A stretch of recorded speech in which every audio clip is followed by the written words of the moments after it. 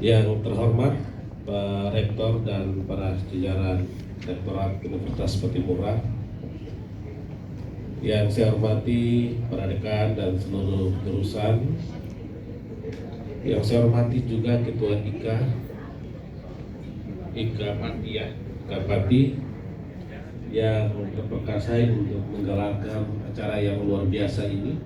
Saya merasa seperti Maluku lagi hidup, Maluku lagi nasionalis, lagi membangun satu total peradaban yang baru dalam era ini. Dan yang saya cintai dan saya banggakan juga Bung Eti Sabarua sebagai senior yang ada dalam kalangan politisi.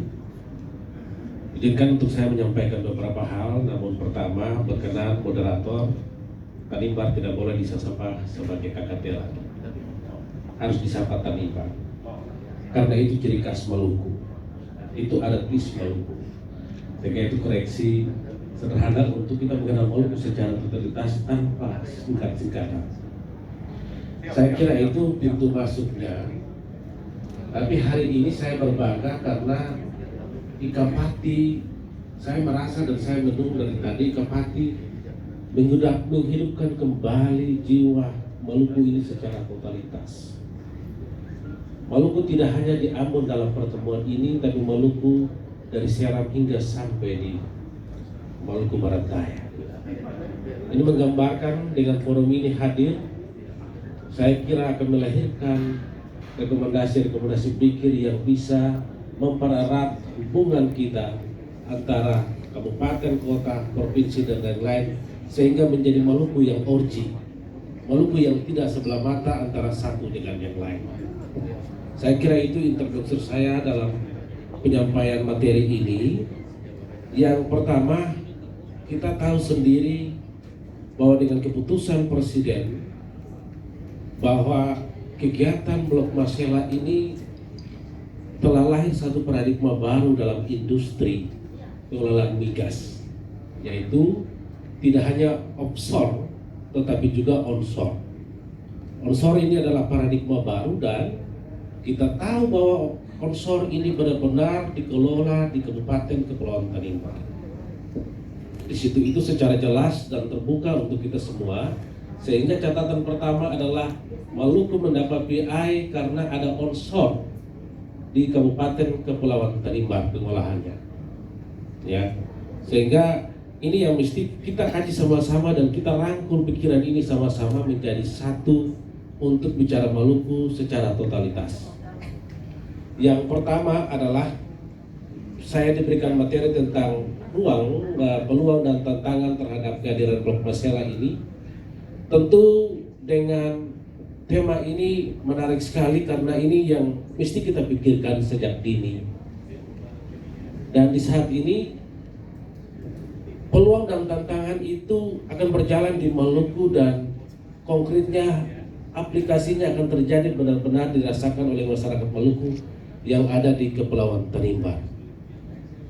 Karena dengan model onshore ini akan terjadi urbanisasi kependudukan di Maluku, teristimewa di Kabupaten Kepulauan Tanimbar. Karena dengan pola onshore ini, lahan-lahan garap tani yang ada di Kepulauan Tanimbar itu akan dimanfaatkan untuk industri ini. Karena pola onshore ini, lautan yang menjadi pencarian nelayan primitif itu akan hilang karena pola onshore dengan pipanisasi di situ. Begitupun akan ada pergeseran urbanisasi yang tadi terjadi dan budaya-budaya kita pun akan bergeser dengan perkembangan penduduk yang semakin tinggi nanti dalam usia yang cukup panjang dalam pengelolaan industri ini, yakni 47 tahun kurang lebih, ya seperti itu. Dan olehnya itu mari kita kaji ini secara baik-baik melihat peluang dan tantangan. Kami kira Ikapati telah memiliki data-data dan pemikiran-pemikiran pikir untuk melihat totalitas masalah yang akan terjadi, yang mungkin saja tidak hanya menjadi surga bagi orang Maluku, tapi bisa saja jadi neraka. Tantangan-tantangan ini ya yang mesti kita pecahkan, dan kami DPRD dan pemerintah daerah mencoba untuk melakukan dan memproteksi semua prediksi masalah-masalah yang terjadi, dan kami telah mengambil langkah-langkah konkret demi melindungi rakyat Maluku yang ada di Kepulauan Tanimbar. Yang pertama ialah kewajiban DPR untuk meningkatkan kesejahteraan masyarakat dengan meningkatkannya dampak positif daripada Blok Masela ini.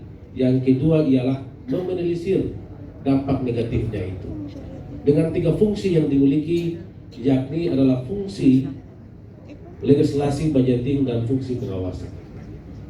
Kami telah proteksi persoalan tenaga kerja akan menjadi masalah, dan ini telah masuk dalam Prolegda DPRD. Kami telah proteksi masalah tata ruang yang tadi baru saja disinggung, itu akan terjadi masalah sebab sampai saat ini tata ruang kita untuk industri itu belum ada. Dan oleh sebabnya itu di bulan Mei ini DPRD telah mendorong pemerintah daerah sehingga bulan Juni itu kita akan revisi terhadap tata ruang untuk bagaimana mendukung proses kegiatan Blok Masela ini sehingga ada wilayah-wilayah industri yang menjaminkan secara hukum lokal dan lain-lain, termasuk hukum adat yang kita selesaikan sementara kita godok bersama dengan Biro Hukum Provinsi, dan tahapannya ada dalam penyusunan naskah akademik untuk masuk dalam rancangan perda, dan perlindungan hukum adat ini telah kita jalan. Jadi sebenarnya saya siapkan materi, namun karena moderator menyampaikan bahwa kita sampaikan secara umum saja, olehnya itu saya kira peluang yang pertama adalah daerah akan bertumbuhnya, negara akan, pendapatan negara akan bertumbuh, daerah akan mendapat dana bagi hasil, ya, dari PI dan lain-lain. Namun hari ini saya ingin mempertanyakan bahwa apakah provinsi sudah punya sikap satu untuk bahwa kita ini bisa diusulkan jadi daerah penghasil? Tidak. Kalau tidak bisa penghasil atau pengelola ataukah terdampak, sehingga ruang pendapatan penghasilan itu dari pola industri ini akan masuk ke daerah kita.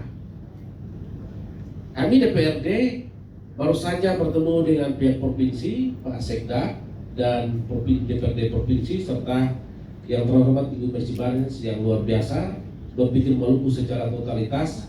Baru saja rapat kemarin di DPR RI Komisi 7 dan menginginkan sebenarnya dalam pola ini bukan PI satu-satunya jalan ya untuk kita saling mempertahankan dan mengatakan bahwa ini klaim ini dan sebagainya. Pemerintahan provinsi, pemerintahan kita harus dibangun ibarat pohon, di mana batang pohon itu tidak boleh tinggalkan rakyat, tinggalkan akarnya. Kalau provinsi ibarat batang, akarnya mesti dijaga dan dirawat lebih awal supaya batang itu tumbuh sendiri. Dan oleh sebabnya itu, dalam kepentingan penghasilan dampak peluang positif ini, mari saya ajak, ayo kita dorong ada daerah penghasil, pengelola atau terdampak di negeri Maluku ini, sehingga itu mendatangkan income bagi daerah ini, dan sendirinya pertumbuhan dan per kapita masyarakat itu pun akan muncul. Tapi hari ini seluruhnya terfokus pada halnya kita bicara PI, sementara dalam Undang-Undang Nomor 33 Tahun 2024 soal dana bagi hasil ini di pasal 9 itu sangat menjaminkan. Kami kemarin ketemu Pak Gubernur lewat Pak Sekda. Saya sendiri yang minta, ayo provinsi dengan kita sama-sama mengusulkan ini ke pusat untuk bagaimana Maluku ini menjadi daerah terdampak dan menjadi daerah penghasil atau pengelola dalam kategori. Tinggal kita dudukkan perundang-undangan. Sekalipun Permen 37 ini 2016 ini belum memuat tentang paradigma onshore ini, masih bersifat onshore sehingga jarak yang diperdebatkan. Padahal pola onshore ini sama saja dengan daerah penghasil, pengelolaannya sama, resiko-resiko rakyatnya sama, resiko-resiko daerah juga sama. Sehingga kami kemarin dengan Ibu Mercy yang terhormat benar-benar kita usulkan dan pikirkan kepentingannya. Dan puji Tuhan ini telah diagendakan dalam Komisi 7 bahwa Maluku akan jadi daerah penghasil, entah terdampak dan penghasil, dan akan diagendakan dalam waktu dekat. Entah itu adalah Kabupaten Kepulauan Tanimbar atau Maluku, tapi secara strategi untuk pendekatan per kapita masyarakat, Ini yang mesti didorong. Saya kira Bapak-Bapak di sini pasti juga setuju. Apa salahnya kalau Maluku ini didorong jadi penghasil dan itu ada di Kabupaten Kepulauan Tanimbar. Ini menjawab rentang kemiskinan kita. Ini menjawab rentang kemiskinan kita. Ada 3 dana yang sangat besar dalam proses industri ini. 1 PI, 2 DBH, dan 3 CSR. Saya minta juga Bupati kawal ini terhadap kajian AMDAL yang baru 2 tahap jalan. Hari ini dampak CSR-nya baru hanya 12 desa. Desa Selaru, Kecamatan Selaru yang pipanisasinya berjalan, tidak ada 1 desa pun yang ada dalam dampak ini AMDAL itu. Nah, Bupati mesti mengawal ini sehingga rakyat berleluasa. Padahal di sana secara tidak langsung rakyat bernelayan primitif ini tidak bisa lagi mengelola ketika pipanisasi berjalan. Kita hitung pendapatan mereka per hari kurang paling rendah 300 dari hasil laut, 300.000. Mari kita kali dengan 47 tahun. Kerugian kita berapa banyak di Tanimbar? Mari dengan garap lahan. Ketika dia hari ini bisa menjual sayur, tapi lahannya hari ini dipakai untuk pengembangan industri. 1 hari dia pendapatan 100.000 dari kebun sayurnya. Mari kita kali dengan 47 tahun. Orang Maluku akan sangat terasa dirugikan di sini dan Tanimbar yang mengalami langsung soal itu. Di situ, serta aspek-aspek yang lain. Budaya akan bergeser. Apakah budaya Duan Lolat sebagai salah satu ciri khas orang Maluku yang ada di Tanimbar, apakah akan masih terpelihara secara utuh atau tidak? Ekosistem yang begitu natural, begitu elok, indah dan permai. Tapi hari ini dengan industri ada sudah menggeserkan ekosistem yang indah dan elok permai. Ini yang juga terkait dengan masalah kerugian. Olehnya itu Pemda dan DPRD telah memproteksi beberapa hal. Dalam hal ini berkenan kita dengar dulu sama-sama satu meja makan bicara dengan provinsi. Mari kita buka peran. Provinsi mengelola berapa, kabupaten kota yang lain termasuk MBD mengelola berapa, supaya kemiskinan dan ketertinggalan yang ada di Maluku ini bisa kita menyatu bersama-sama. Kalau semuanya hanya top down, lalu bottom up-nya tidak dipartisipasikan, rakyat tidak akan tercapai kesejahteraan. Kita harus bicara fair.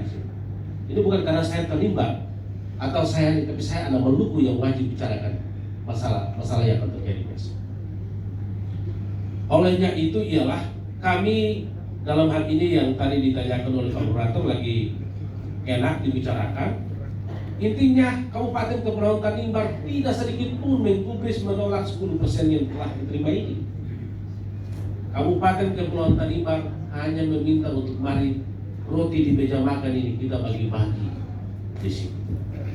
Provinsi sebagai orang tua, kata orang tua nasihat saya dulu, kalau minta sesuatu besok kamu jadi orang tua, anakmu minta roti, jangan kau kasih ular yang berbisa.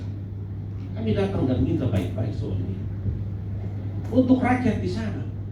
Kemudian kalau kesempatannya nanti itu dikasih, lalu kemudian itu tidak dikelola secara baik, provinsi punya hak diskresi untuk mencabut itu jika tujuan rakyatnya tidak tercapai. Ini fair mestinya di sini. Jadi saya kira ini beberapa hal yang ingin saya sampaikan. Sebenarnya banyak hal yang ingin saya sampaikan. Dan hari ini Tanimbar bergerak sendiri. Mohon maaf Bapak Rektor, saya harus menjelaskan.